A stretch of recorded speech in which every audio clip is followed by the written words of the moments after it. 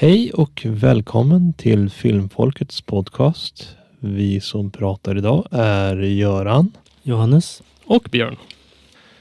Dagens film är The Naked Gun, 2.5, The Smell of Fear. Filmen i korthet. En vetenskapsman, Albert Mannheimer, får i uppdrag att sätta regeringens energipolicy. Hans förnybara gröna idéer är inte populära med vissa. Olje-, kärnvapen- och kolindustrin. Deras ringledare Quentin Habsburg kidnappar Mannheim med planen att använda sig av en imitatör som ska driva företagens intressen. Samtidigt så skickas lönnmördaren Savage att tysta ner Mannheims assistent Jane Spencer som är Frank Drebins ex. Därav börjar det. Ja, men det är bra summerat. Jag tänker det var ju kul på de här namnen som de här olika ställena hade liksom. Mm-hmm. Att det var liksom kopplat till olika liksom grejer som de höll på med. Nu står liksom huvudet still. Ja, nu kollar vi ju med undertext, så hade de ju förkortat det till, om vi säger, kolindustrin hade blivit förkortat till rök och kärnvapen hade blivit pang. Som hade ju förkortat de här industrierna, det var ju på engelska såklart, men de hade ju dubbat dem till rök, pang och något till. Olja, ja. Hur som haver, det var väl lite med glimten i ögat de hade förkortat det till roliga ord. Ja. Driver lite med amerikanska statens tendens att hitta på såna här förkortningar som är liksom fullständiga ord i sin egen rätt. Sen är det också kul med i början av filmen, alltså när det kommer till att klassikern kommer tillbaka med öppningen med den här bilen med den här saftblandaren på taket och far in på olika ställen som den egentligen inte borde fara in på. Och det känns ju som liksom ett återkommande från förra filmen, och det är alltid lika kul vad som händer. Ja, vilken fantasi de måste ha haft för att komma på med de här klippen. Ja, undrar om vi får se den återkomma i nästa film också. Den här gången så var de ju inne på ett tivoli och deras radiobilar / krockbilar var ju en plats, och sen var det ju en gentleman-klubb kan vi väl säga. Och sen så var det en operationssal där bilen på något vänster hade blivit född. Kan vi väl säga. Det var några klipp till, men det var anmärkvärt att det var nya klipp. Det var inte återanvänt från första filmen. Men det var väl en rolig detalj där i början. Det sätter lite exceptionerna på vad man tror filmen ska vara. De är ganska... De visar vilken typ av humor väldigt fort, vilken film man förväntar sig kolla på. Det är alltid lika kul när man hör den här berättarrösten liksom, som man har när han tänker saker, och speciellt när han träffade hans ex igen och I couldn't believe it was her, och sen så börjar liksom det spåra ut totalt. Det är alltid lika kul.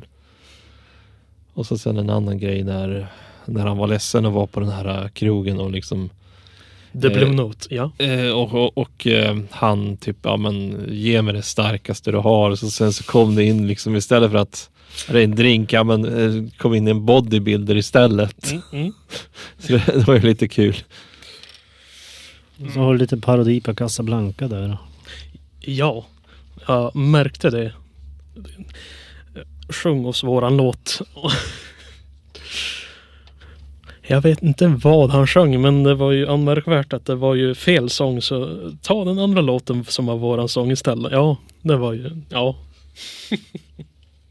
Och jag gillade ju också det här med, ja men hur många filmer kända filmer kan vi driva med i den här filmen? Mm. Det var ju ändå ett par stycken. Alltså, allt ifrån att på den här krogen som man var på där jag tror att det var den där det var typ tavlor med vad heter det, Titanic och sen så hade vi också typ när han hade ju råkat kört iväg med han som satt i rullstol och det blev lite grann som en komisk version av It. Ja. Och det är liksom, det är riktigt kul med såna här komiska referenser till andra filmer i en sån här slapstick-humor. Ja, väldigt många parodier på kända filmer som de kunde på ett eller annat sätt arbeta in i den här filmen. En hel del som man märker av, det här är en referens till något och vissa saker kommer man ihåg och vissa saker man inte sett än, men man har sett just referenserna så många gånger så man har en aning vart det kommer ifrån. Ja, den här drejningsscenen från Ghost har ju liksom blivit som en ganska känd grej på nätet. Mm.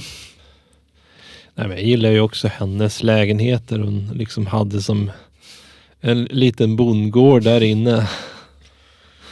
Och så jag tror att det roligaste det var ju typ när hon var i duschen där och liksom till slut så började ju nästan han som skulle egentligen skjuta henne liksom börja liksom att sjunga med tillsammans med henne. Det var inte först när han liksom började komma upp i riktig stämma som att hon fattar, men det är en till människa här.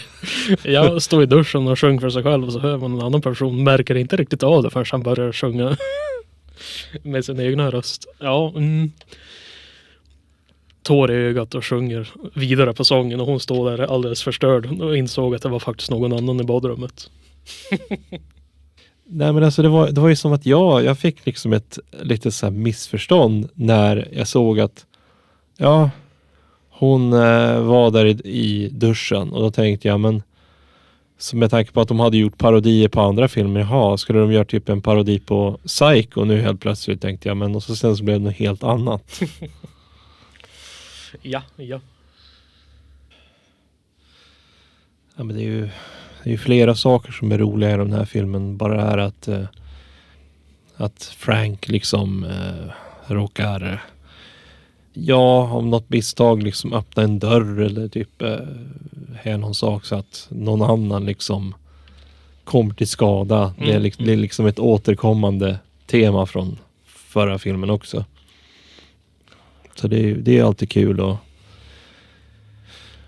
sen gillar jag också filmmusiken som är med, som blir lite grann som stämningshöjande grej som för fram vad som händer och blir som en del ljudeffekt också typ till filmens gång. Ja, det är Ira Newborn som står för musiken och har ju liksom etablerat det här ikoniska soundtracket och han stod ju också för musiken i Ace Ventura-filmerna och Tales from the Crypt. Det är mycket det där med den här Looney Tunes-logiken med de här specialeffekterna här. Väldigt speciell humor. Slapsticken här med O.J. Simpsons Nordberg som ständigt råkar illa ut. Det är lite kul att se, om man säger så.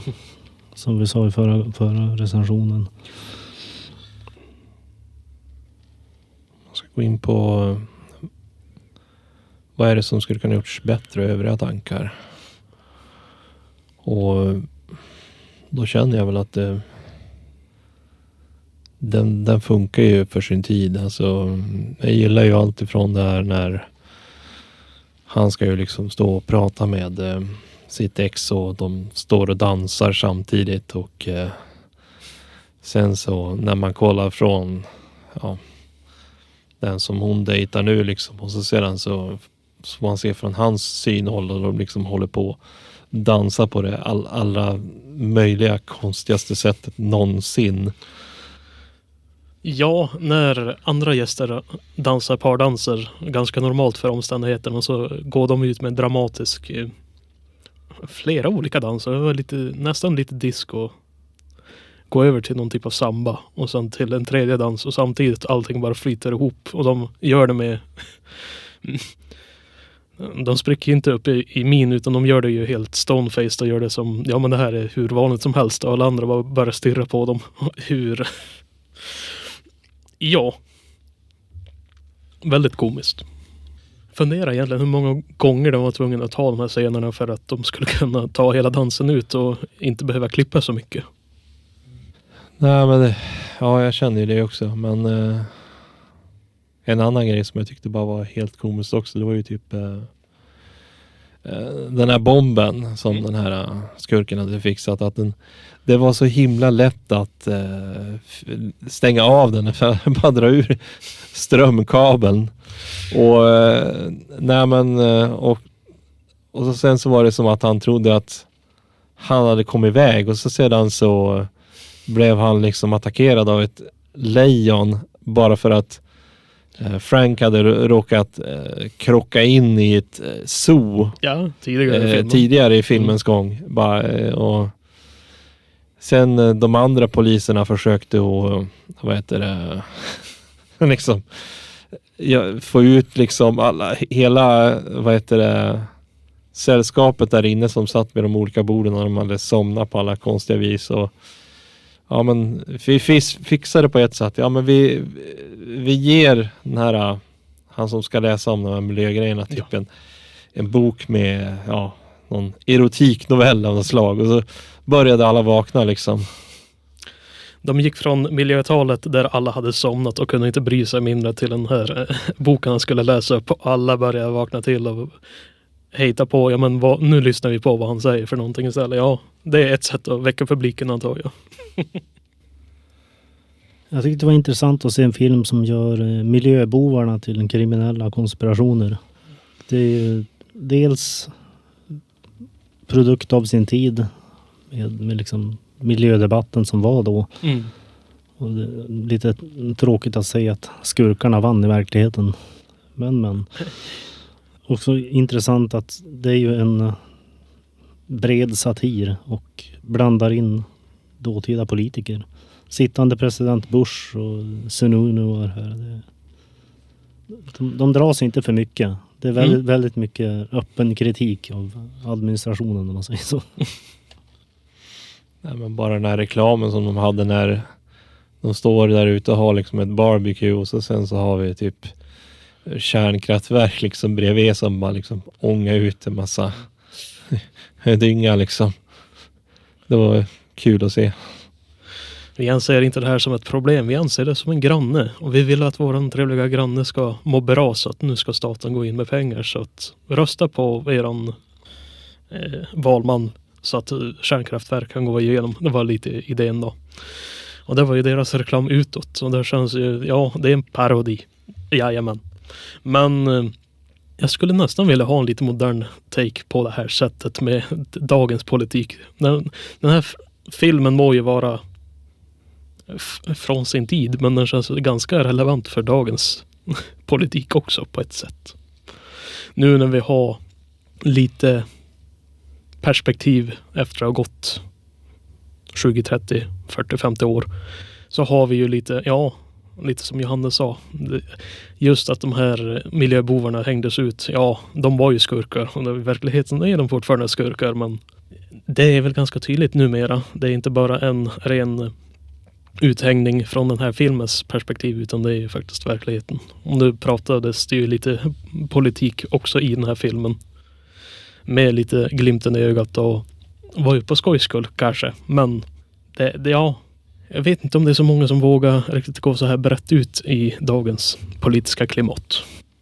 Det har blivit lite ofint att göra satir helt enkelt för att vi i stora drag lever i en värld som är bortom allt man kan driva med. Filmen är från 91 för övrigt. Kanske svårt att driva med verkligheten om allting redan är en cirkus, men det är väl ett annat perspektiv. Ja, om något har man väl mer material om man kör på riktigt. Nej, men Det var alla mina anteckningar här. Jag tänkte jag kan ju inte komma på något mer, så då är det frågan om vi kanske ska gå över på eventuella idéer till nästa gång. Ja, jag var ju inställd på att vi skulle se klart den här filmserien. Då har vi ju 33 och en tredjedel kvar. Nej, men jag tycker det låter som en bra idé. Jag instämmer. Jag tycker vi fortsätter med den 3:e filmen nästa vecka. Ja, men jag tänkte sen så går vi snart in i påsk. Så att vi får väl se vad det blir då. Ja, jag hade en idé där, men vi får se vad vi gör. Jajamän, ja, men jag tänkte om det inte är något mer så kan jag ju önska er hej och jag för den här gången. Ja, hej hej. Hej då!